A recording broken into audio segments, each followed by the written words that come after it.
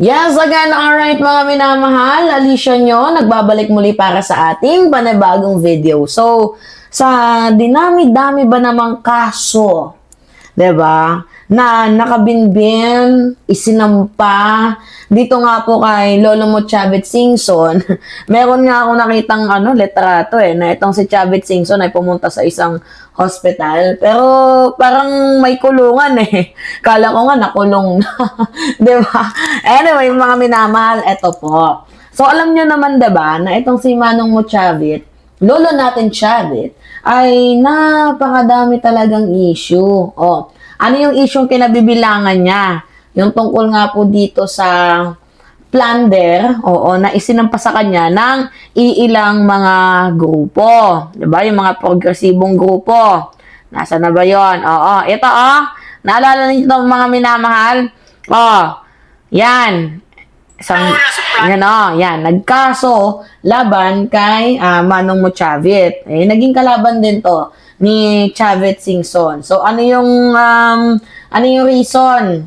Yung reason po is yung sa lupa. Again and again and again. Na meron daw pong ibinenta itong si Lolo mo Chavit. Ngayon, hirap na hirap silang makapag-file ng kaso nung panahon ng 2019. Bakit? Kasi kaibigan ni Manong mo Chavit, itong si Duterte. 'Di ba? So ngayon lang nila ito i-final, gawa nga ng meron tayong paghinga ngayon sa ating demokrasya. 'Di ba? Itong si Chavit malakas noon kay former President Duterte. Sa tingin ninyo mananalo itong taong 'to kung pinursue niya yung kaso? Kay Kibuloy nga, kung matatandaan ninyo, 'di ba? Nung sinampahan ng kaso itong si Kibuloy sa Regional Trial Court ng Davao, na-dismiss lang. 'Di ba? Pero nung hinalungkat sa Senate hearing, nagkaroon ng probable cause. Tingnan nyo, nakadetain na ngayon itong si Kibuloy. So, well-protected kasi yung mga taong malalapit kay former President Duterte. Katulad ni Chavit, ni Kibuloy, diba? Talagang well-protected sila ni Digongyo. Ngayon, mukhang wala nang magpoprotekta sa kanila. Kani-kanila silang trabaho. Which is yung aims nga ni Chavit Singson ay mapa-end na. Diba? Sa mas lalong madaling panahon, itong si President Bongbong Marcos bilang presidente ng bansang Pilipinas. So that maipapalit itong si Vice President Sara Duterte. Siyempre, alam naman natin na gumugulong na ngayon yung usapin tungkol sa impeachment.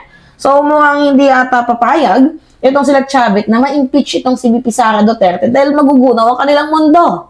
Diba? So by the way, ito yung kaso ni Chavit noon. Na talagang dapat sana ito na lang yung kanyang inaasikaso. Under po si Chavit from 2019 up to 2022. Pangalawa, yung kanyang vice mayor, Sa Navarcan yan mga minamahal si Attorney Pablito Sanidad, at lahat ng kasamahan niya sa Sangguniang Bayan ng Narvacan. Yung ngayon, mayor ng Narvacan, si Edna Sanidad, yung mga wala na sa pwesto pero damay pa rin sila. Yung aming Penro, na yung Provincial Environment Officer ng Ilocos Sur, kasi siya ang nagtatago ng mga records. Ayaw nilang ibigay ang mga records sa amin, maski public records, kasi takot po lahat sila kay Chavit. Diba? Siyempre may power May impluwensya yung tao, kahit naman ata sino matatakot dito kay Lolo mo Chavit kapag lalo na isa ka lang talaga na talagang pinagtripan niya. Gusto niyang meron kang kalalagyan. Talagang kung mag-isa ka lang, tapos wala kang kakampi, sobrang hirap kalabanin yung ganitong klaseng malaking tao, 'di ba? Pero syempre, tumatanda na tayo Yung mga remaining years natin, dapat sana, ang ginagawa natin dyan, ginugugol na lang sana natin sa ating pamilya, ating kapatid, kamag-anak, 'di ba? Magpakasaya ka, mag-travel ka, kung saan mo man gusto. Pero nangyayari masyado pa kasing, 'di ba? Naghahanap pa ng more power Diba? Kung tingnan natin ito mga minamahal. Kasi tinanong din dito, bakit di nag-file nung panahon ni Duterte? At pakinggan natin yung sagot. Ako ni panahon niya sa sabihin niya, 2019 pa yan, bakit ngayon lang kayo ng Hindi, 2019 lang. 2019, pag ngayon lang. Magtatangka ka bang mag-file nung panahon ni Duterte? Na kaibigan niya, kasabwat niya, si Duterte?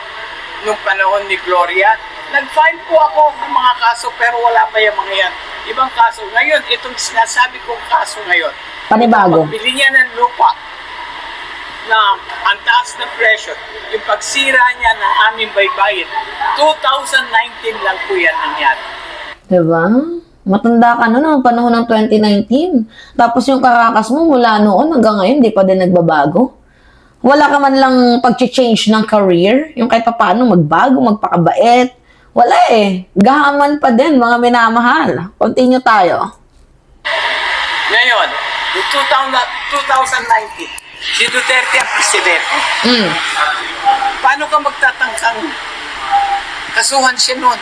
Hawak niya si Martinez. Martirez. Yan, si Ombudsman Martirez. Alam din naman natin na itong si Ombudsman Martirez. Isa din po yan sa mga balak noon na harangin ng impeachment complaint ni Vice President Sara Duterte. Di ba? Yes, I'm very helpful. Kasi, Anyway, eto.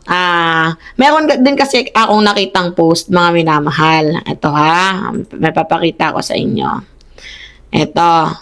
Post yan ni Palag ni Ramad. So ngayon, kunento, may history na talaga itong si Lolo Mo Chavit. Ito, basahin natin ha. Kasi yan kita niyo mo ni Lolo Chavit kasama si Ramil Madariaga. Diba? Ang plot twist dito, magkaibigan pala itong si Ramil at itong si Lolo Mo Chavit noon, before. Pero nung nagkaroon ng issue, kinasuhan ni Manong Chavit itong si Ramil Madariaga ng sandamakmak na kaso. At siniraan pa si Pinoy nung hindi na pagbigyan. Okay. Sabi dito, patunay na ugali na ni Chavit Singson na kung hindi mo napagbigyan, siguradong ikaw ay sisiraan. Paulit-ulit na yan, here's why. So, ito na yung reason. Sabi dito, ako na lang yung magbabasa para sa inyo mga minamahal. So, I think kailangan kong ilapit yung camera para nang makita ninyo. Siyempre naman, ipapaliwanag din natin yan. Sabi dito, nagkasama at magkatrabaho noon si Ka Madariaga at noon ay si Deputy National Security Advisor Chavit Crisologo Singson. So, balet nauwi ito sa isang masalimuot at walang katapusang away. Eto na. Nagsimula ang pag-aaway ng dalawa nang pinakiusapan ni Chavit Singson si Ka-Aram. Nailipat kay Nooy, Presidente Noynoy Aquino ang isang problema ni Chavit na mailagay sa pangalan niya ang isang napakalaking lupain sa Pasig na nagkakahalaga ng ilang bilyong piso. Diretsyong inilapit ito ni Ka-Aram Madariaga kay President Noynoy Aquino. Okay, sige. Naging middleman sa pagtatagpo, pagkikita ni Chavit Singson, itong si Ramil Madariaga. So, dapat sana magpasalamat, di ba? Itong si Chavit Singson kay Ramil Madariaga dahil inilapit ni Ramil Madariaga itong problema ni Chavit kay noong Presidente Noynoy Aquino. Okay. Nung napakinabangan na, ito na yung nangyari. Okay. Sinabihan ni Presidente Noynoy si noon Executive Secretary Paquito Ochoa na tingnan ng problema. Okay, sige. Dahil nagkausap na nga, 'di ba? O sige, kinausap niya si Secretary si ES Paquito Ochoa. Ano ba yung problema na nilalapit ni Singson? Ngayon, nagtakda ng pag-uusap si Chavit Singson at Executive Secretary Ochoa. Natuloy ang kanilang pag-uusap sa isang restaurant, hindi kalayuan sa Malacanang Complex at saksi dito ang isang mataas na hukom, isang kalihim ng Malacanang na si Ka-Aram Madariaga. So parang yung naging witness sa kanilang pag-uusap, walang iba kundi ito pa din si Ramil Madariaga. Ngayon, madaming ipinangako si Chavit kung sakali daw na maayos ang problema niya sa lupa. Kabilang na dito ang pag-sponsor at pagtayo ng isang airport. So nangako siya, sige, tulungan niyo ako, tutulungan ko din kayo. Ito ba yung ano nyo, yung airport? Sige, tutulong ako dyan. Ngunit, mga minamahal, sa pag-iimbestiga ni Ka-Aram, ay nalaman niya mula kay dating PCGG Chairman Andy Bautista noon na nakaupo doon sa COMELEC chair na ang lupang inilalapit ni Chavit ay pagmamayari ng mag-asawang napatay.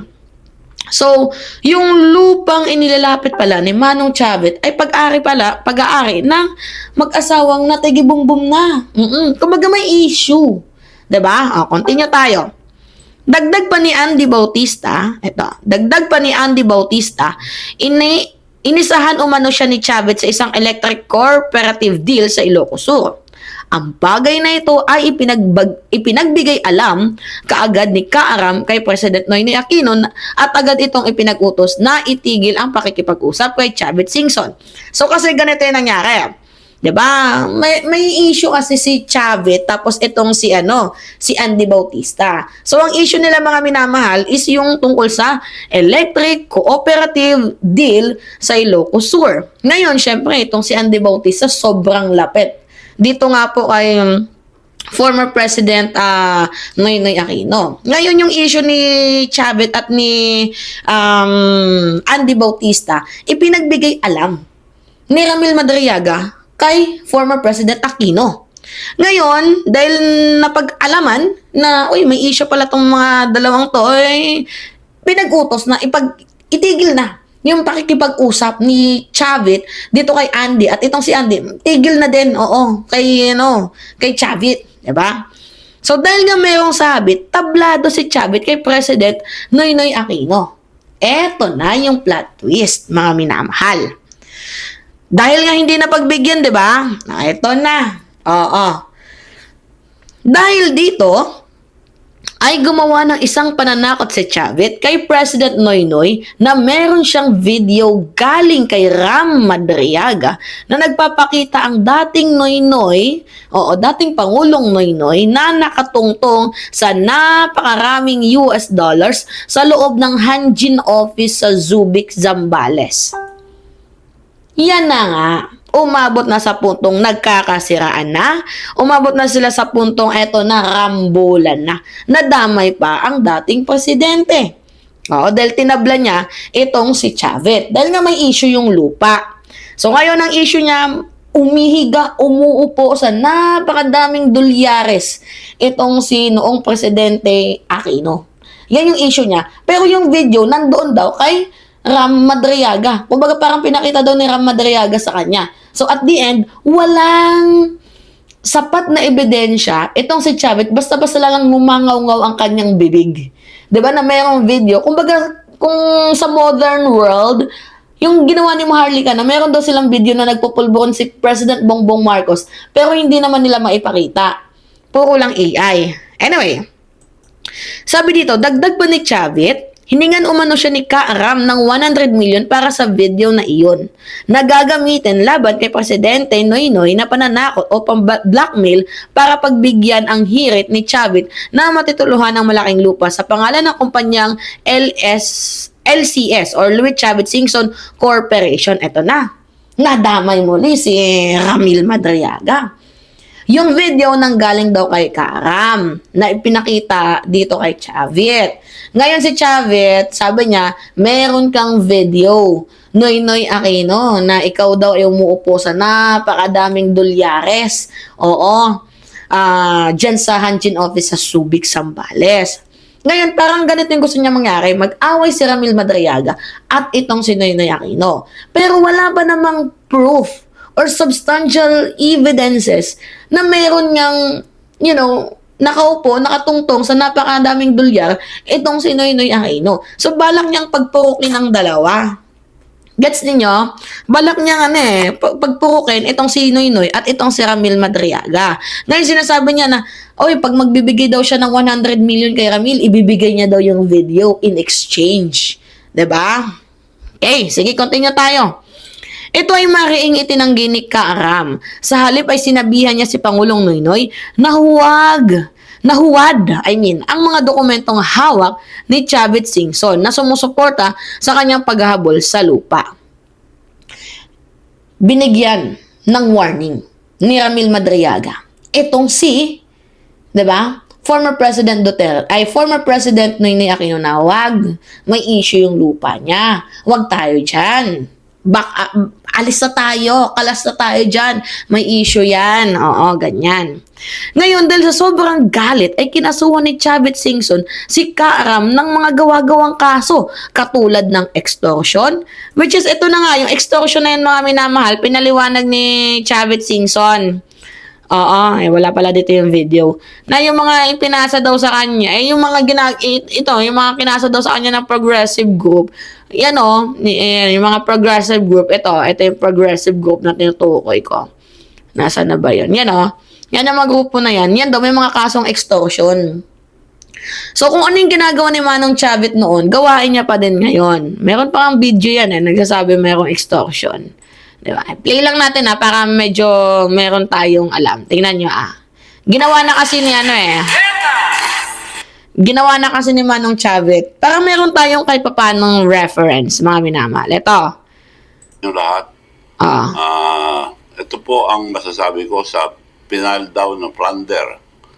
Another diversionary tactic, another paninira. Walang katotohanan po yan.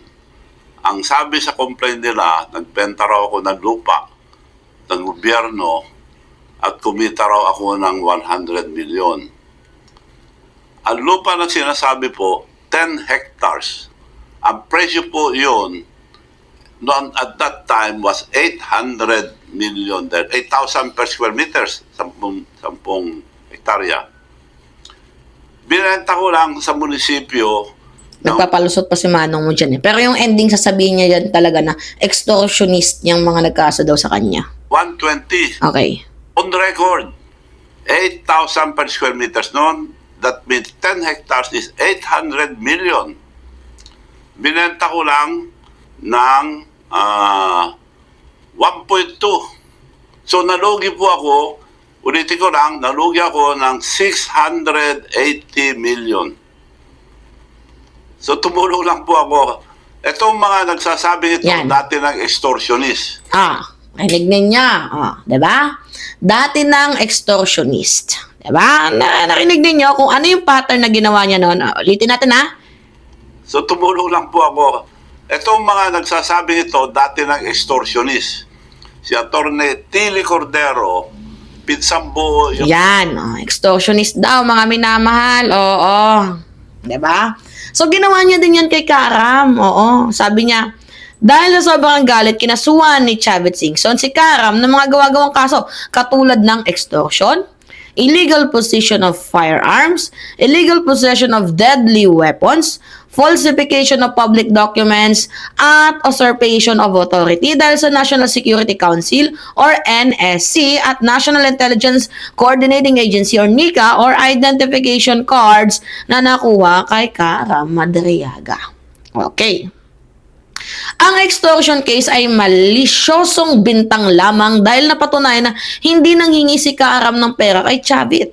Sa halip ay si Chavit ang nagsabi kay President Noynoy na hingan niya si Karam ng 100 million kapalit ang isang video ng presidente at kung hindi siya matulungan ng Pres Noynoy sa lupa, isa sa publiko niya ito.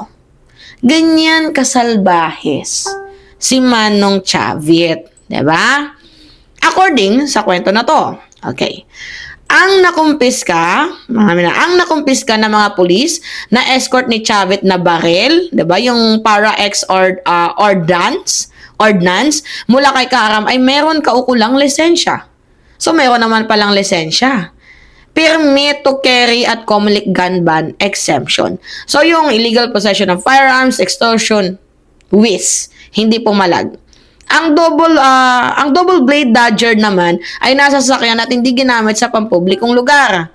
Ang falsification of public documents at usurpation of authority naman ay pinatunayan sa korte ng mga opisyales ng National Intelligence Coordinating Agency na lehitimo.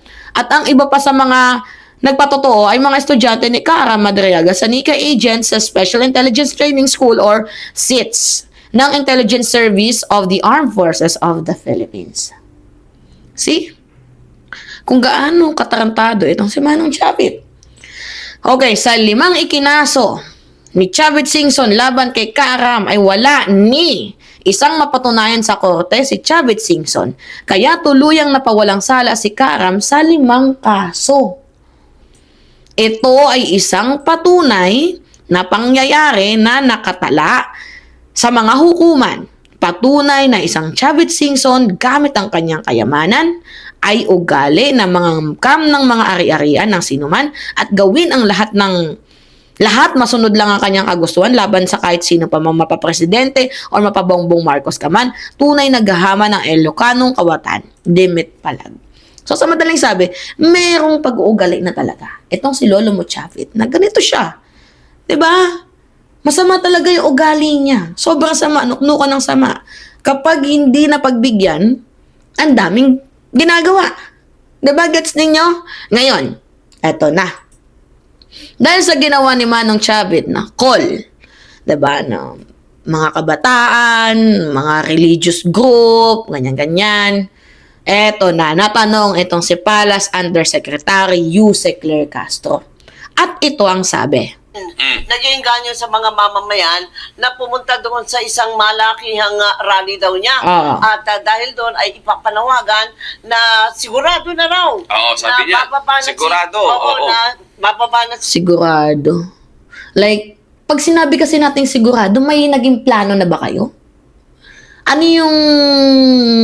Ano yung reason para masabi mong sigurado? Meron na ba kayong plano? May tactics na ba kayo? Na kung kaya't sigurado ka nang mapapabagsak, ibig sabihin meron na kayong ginawang kataranta doon or kalokohan?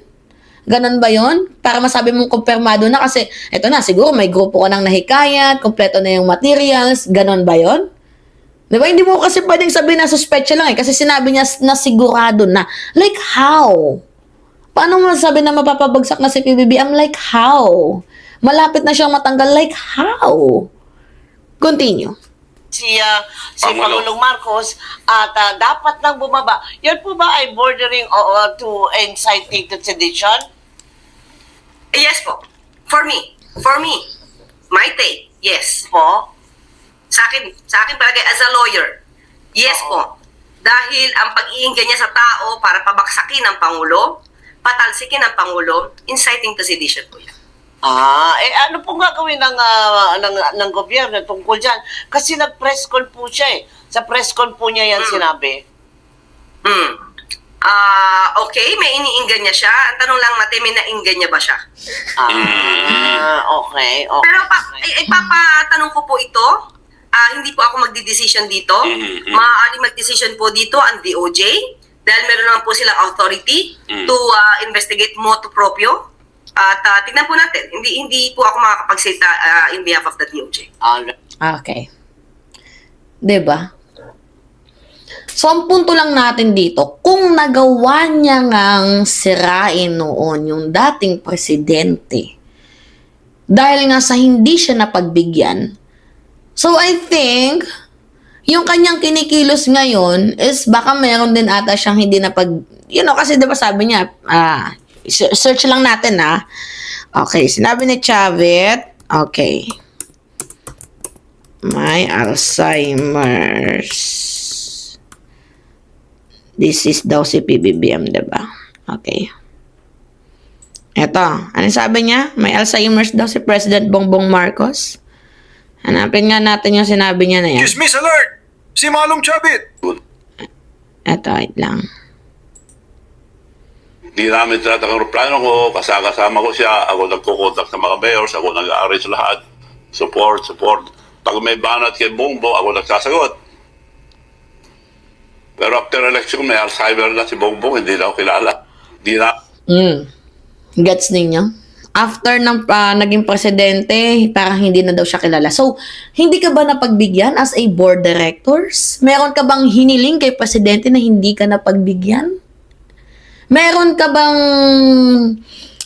mensahe or kahilingan or something else na hindi ka napagbigyan na it is bothering you, na parang sumama yung loob mo kung kaya't ang ginawa mo, tawag dito? Diba? Ang ginawa mo kay President Bongbong Marcos, gusto mo na lang patalsikin. Diba? Hindi ka ba nakakuha ng board directors? Diba? Hindi ka ba napagbigyan sa mga papeles na pinapapirmahan mo? Kung kaya't ganyan yung tirada mo kay President Bongbong Marcos? Ganyan ba? Manong Chavit, di ba sinabi niya si PBBM meron daw pong sakit, Alzheimer's disease. Di ba? Yung pa-press ko ni Manong Chavit. na nagka-Alzheimer's daw si President Bongbong Marcos. Anyway, kahit ano yung ginagawa niyang panghihikayat, mga minamahal, dito sa mamamayang Pilipino, actually, dapat niyang unang hikayatin dito, yung mga kasundaluhan. Kaso, ano yung sagot ng kasundaluhan? Ito, sobrang linaw ng sagot ng ating AFP. Kaya at the end of the day, hindi pa din mananalo itong si Manong Chavit sa kanyang kagustuhan. Ito sagot ng AFP, sampal to sa kanya. To the 1987 Constitution, specifically Article 2, Section 3, which explicitly declares civilian authority is at all times supreme over the military. The Armed Forces of the Philippines operates strictly within the chain of command that is anchored on this supremacy. Okay, so at the end of the day, yung loyalty ng AFP sa tao at sa konstitusyon. Hindi sa utos ng isang wala din namang kredibilidad na tao. We perform our duties under this civilian authority, which directs the military's establishment in the execution of our mandate. It is in this specific context that the Armed Forces of the Philippines...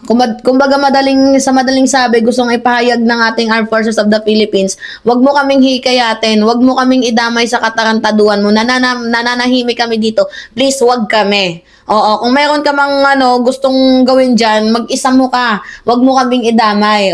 Kasi pag nagkaroon ng problema, hindi naman ikaw yung makakasagot sa amin, 'di ba? Hindi naman ikaw yung magbibigay sa amin ng sweldo, ng sustento. Diba? Wala din naman kami matatanggap sa'yo. At hindi namin kakagatin yung kakarampot mong bayad para sa panghabang buhay na pagdudusa. Philippines fulfill our role as a protector of the people and the state by remaining disciplined, professional, and united. By remaining disciplined, professional, and united. Wala ka nun Manang Chavit yung united, wala ka nun. Yung professionalism, wala ka nun. Diba? Okay, sige, sumuporta ka, go ahead. Pero yung humingi ka ng kapalit, tas pag di ka napagbigyan, naawain mo, mali yun. Tas magrarally ka, gusto mo pabagsakin si PBBM? Ginawa mo na ngayon sa panahon ng kopong-kopong dis, gagawin mo pa ulit ngayon? Wala bang pagbabago? Mula noon hanggang ngayon, ganun pa din?